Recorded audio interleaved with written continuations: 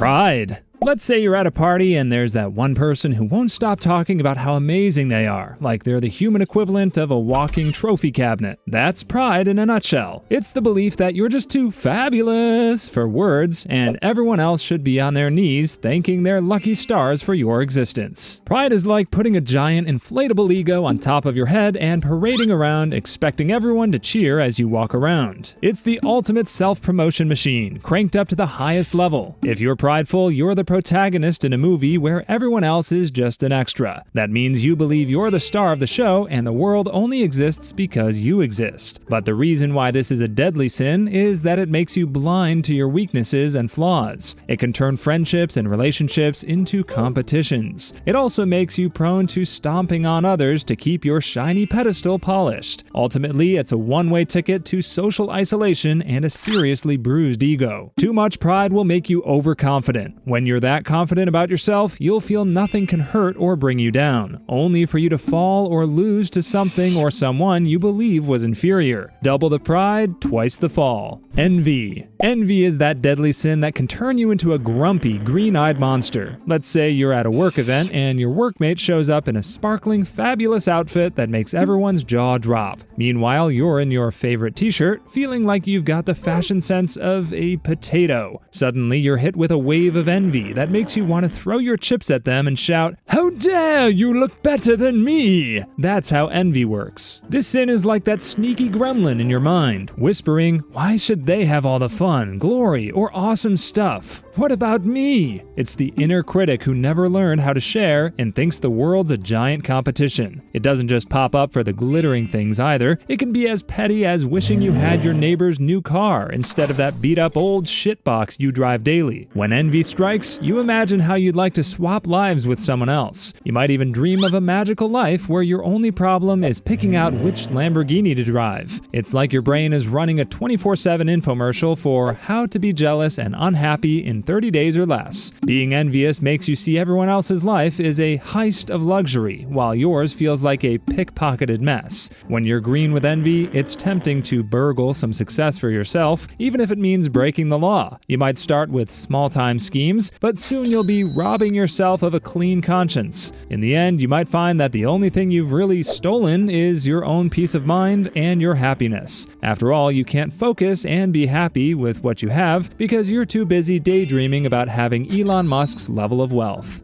Wrath. You know that every family has an explosive relative who just can't hold on to their temper and suddenly throws a tantrum out of nowhere. Wrath is kind of like that family member in the deadly sins because it's the fiery and furious type of sin. This sin is essentially rage's high-octane cousin who believes that calmly discussing differences is for the weak. They're the ones who think shouting at the TV during sports games is an Olympic sport. It's also that feeling you get when you're cut off in traffic and your inner Hulk is like, "Time to smash." You know that some people know how to keep a cool head in tough times, but wrath makes you skip that part. When wrath gets involved, diplomacy takes a vacation and chaos checks in. Besides the obvious potential for starting a fight over someone cutting in front of you in the checkout line, this sin is dangerous because it blinds people to reason. Wrath is like a foghorn in your mind, drowning out any chance of a calm, rational thought. It's not just about being angry, but about turning that anger into a full-blown storm that can leave everything around you in a chaotic state. In the grand drama of sins, wrath is the one who insists on playing the lead role in every argument, and before you know it, it takes over and turns a situation into a mess you'd have to clean up after. Sloth. It's commonly mistaken for just really hating the gym, but sloth is a deadly sin that whispers in your ear and tells you to sleep through your alarm and be late for school. Instead of an evil villain, it's more like that charmingly lazy character who's always got a snack and a blanket around, just wanting to do nothing. But don't be fooled by its cozy exterior, because sloth isn't just about sitting on a couch watching Netflix all day. Instead, it's a chronic avoidance of doing anything meaningful. You're just content with waking up, eating, doing nothing, and sleeping. That is, of course, if you actually get up from bed. Sloth isn't just a physical state, but a mindset. It's the meh that settles in when you're asked to contribute to a group project. The I'll get to it tomorrow that stretches into infinity. At first, it doesn't seem to be too dangerous dangerous, but sloth is the slow cooker of bad habits. When we indulge in it, procrastination becomes our new BFF,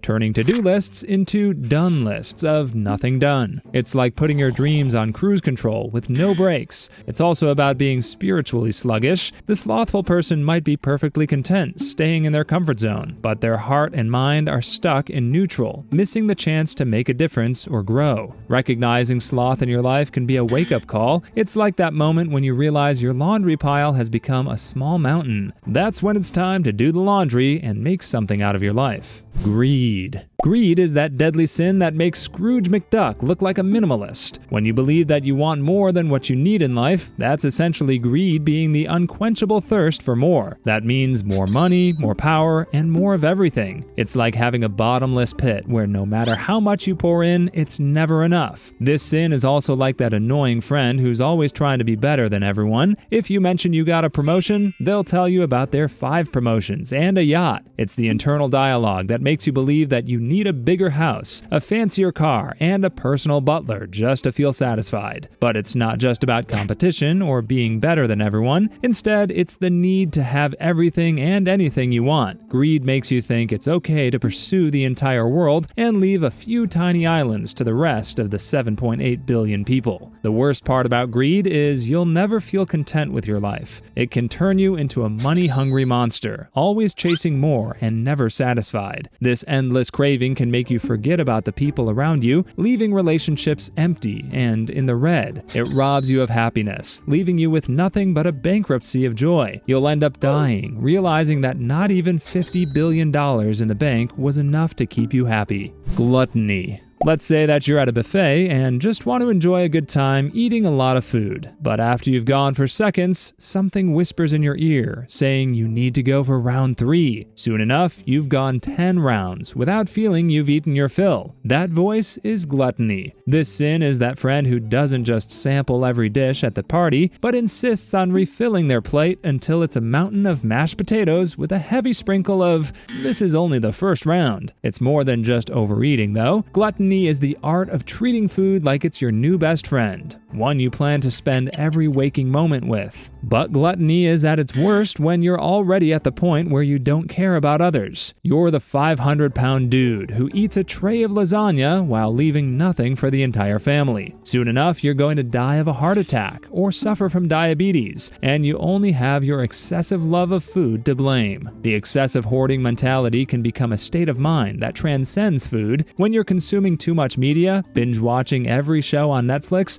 and being too excessive with your sexual desires, that's also gluttony in action. Gluttony is basically represented by the pleasure of having or consuming something. You're basically a pleasure slave, regardless of whether it's food, media, or endless massages. It can take over your life, making everything incredibly excessive. Lust. All those cheating husbands and wives movies you watch are all because of the deadly sin of lust, which is desire gone wild. It's the teenage rebel of the deadly sins, always craving worldly pleasures and giving into them. This deadly sin is all about intense, uncontrollable longing. If you've ever found yourself obsessively fixated on the last slice of pizza, you've met lust's distant cousin. But instead of pizza, this sin is more interested in everything else you could possibly desire. In most cases, it's something that gives you pleasure, such as and power. Lust can sometimes be that overzealous Cupid that doesn't have the best reputation for forming healthy relationships.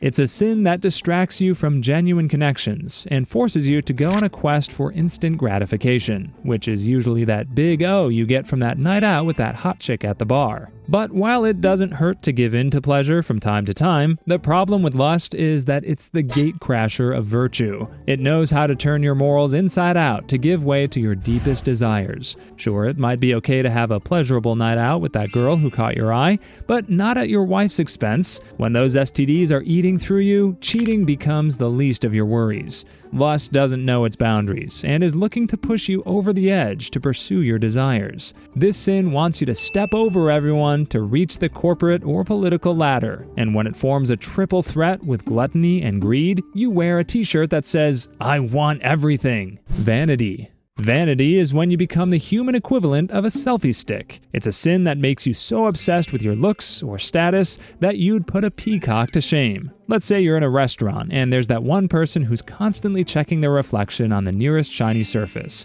whether it's a spoon, a window, or even someone's glasses. That's vanity in action. It's like you think you're a walking piece of art that should be displayed in a museum. Now, vanity is not just about enjoying a compliment, but about needing it, as if a never-ending battery of external praise powers your self-esteem, because basically you need validation from others. But it's not just about admiring yourself in the mirror, but also about feeling like you have a personal fan club following you around. That's why in medieval times, it was a deadly sin, as it could make you forget about humility. Imagine taking an Instagram star to the 1500s. They'd instantly become the embodiment of vanity. While it may be okay to feel good about yourself and how you look once in a while, the problem is when you turn self-love into a full-time job, where you'll be too busy hogging the spotlight without noticing that there's a world beyond your reflection. Chasing endless self-approval can turn you into a selfie-absorbed mess. Neglect. You and your friends plan a camping trip where you promise to bring snacks, but you show up empty-handed, and now you're all just sitting in front of a bonfire with no s'mores. You realize that campfire stories aren't enough to fill the stomach. That's what neglect is. This sin is a villain in disguise because no one notices it until it piles up and brings down all its problems onto you, making you wonder where things went wrong. Being neglectful basically means you keep forgetting or putting off your responsibilities, believing you can either do it sometime else. But the more you become neglectful, the more it will hurt you in the end. It's similar to how fat builds up in your arteries, eventually causing a heart attack. You won't notice that those cheeseburgers are hurting you until you suddenly drop to the floor and get rushed to the ER. On a relationship level, neglect can be the ultimate killer. It's like being in a romantic comedy where the hero forgets to call or acknowledge their partner, not realizing that love is a full-time job. It can turn what could have been a happily ever after into a what happened to us scenario. Meanwhile, on a personal note, it's not just about forgetting to shave or shower, but more about missed opportunities and belly fat building up. It's like forgetting to take your car for maintenance. The problems will only pile up until it stops running in the middle of a deserted freeway with no mechanic in the next 500 miles. Neglect essentially sabotages your entire life, making it a silent and deadly foe that takes out of sight, out of mind seriously. And at the end of the day, you only have to blame yourself for being neglectful. Don't let neglect sneak up on you and make you forget to press on that subscribe button. If you're already subscribed, then you might want to join our Discord as well. Arrogance. When you take pride and pump it with steroids, you get arrogance, the deadly sin that makes you think you're the king of the world. It's like you have an opinion on everything because you think your views always matter, like putting a world's best expert sign on your forehead and insisting everyone should listen to your grand theories. Now, arrogance doesn't just think it's great, it's also convinced it's the greatest. Imagine someone so self-absorbed they'd try to sell sand in a desert, claiming their sand is the finest and most unparalleled sand on the market. This sin is like being your own biggest fan. The root of arrogance is thinking you're superior and entitled to dismiss others. It's like showing up to a potluck with a 3-course gourmet meal and then insulting your cousin's bowl of mac and cheese. Arrogance thrives on the idea that you're not just better, but a masterpiece of perfection that others should bow down to, even though you can't even parallel park. It's not just a sin of self-love, instead it's a sin of self-love gone hilariously wrong. When you're arrogant, you become the person who narrates your own life like it's a blockbuster movie, complete with dramatic music. Arrogance is the urge that makes you feel like you're the center of the universe, even when it's clear that you're just a tiny planet in the grand galaxy of humility. Intolerance. Let's say you're back in high school and there's a grumpy, overly strict school principal who can't handle any shenanigans. That guy is intolerance, basically the no fun allowed sign for diverse thoughts and lifestyles. It's like that one guy at a party who hates people for putting raisins on their macaroni salad. This sin is like a bouncer at the club of life, only letting in people who fit into its very specific idea of acceptable. If you don't match its rigid criteria, you're out of luck. It's the ultimate party pooper, showing up to every gathering with a clipboard and a frown, making sure everyone follows its very particular rules. Intolerance is so over the top that it acts like a dictator of diversity. It's like a reality TV show where the theme is everyone must be exactly like me. It doesn't just dislike people who are different, but it practically has a PhD in judging, and its specialty is making life as dull as watching paint drying. This sin also has a knack for transforming every difference into a problem. Think of it as the Sherlock Holmes of negativity, always looking for something to complain about. So in the grand game of life, intolerance is that annoying kid who insists on following the rules so strictly that they forget to have any fun at all. You know that no one likes them. Resentment. Resentment is the spice of life for those who specialize in holding grudges. If you ever feel a burning sensation not caused by spicy food, you might be grappling with this deadly sin. It's like a personal vendetta against the universe, where every perceived injustice gets magnified into a bigger drama. This sin is that one friend who never lets you forget that time you forgot their birthday. They're the ones with a mental scrapbook of every misstep you've ever made, carefully documenting every moment you let them down. They keep a list longer than Santa's, filled with all your transgression. Resentment is also that clunky old software that never updates. It's a virus that infects your emotional system, causing you to replay old arguments. This sin is your mind deciding to make a mountain out of an anthill, and then schedules regular mountain climbing expeditions to revisit it. It makes you hate someone for eating that one slice of pizza 4 years ago, and you never make them forget about it. The biggest problem with resentment is that it makes you the life of the pity party. You're always the champion of the "why me" contest, where you always blame everyone for small miseries in your life. Holding on to it is like carrying around a bag of emotional weights. It's heavy, burdensome, and likely to trip you up. It's a self-sabotage machine that keeps you locked in a loop of frustration and irritation because it never allows you to move on from that one time your brother stepped on your toe when you were 10 years old.